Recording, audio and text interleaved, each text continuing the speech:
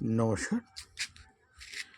আজকে আমার ছাদ বাগানের আলোচনার বিষয়বস্তু হলো ছাদে বাগান করতে গেলে কি কি যন্ত্রপাতি অতি প্রয়োজন।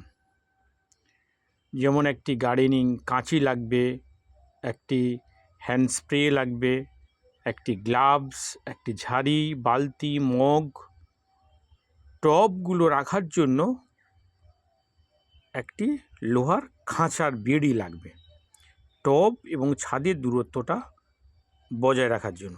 যেমন দেখুন,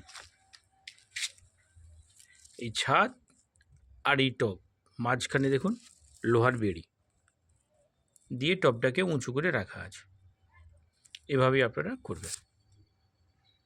যেমন লাগবে কীটনাশক, যে কোনো কীটনাশক, সিস্টেমেটিক, ফাঙ্গাসাইড কীটনাশক লাগবে, আর কোকোপিট আর ভার্মি কম্পোস্ট, এই হলেই চলবে।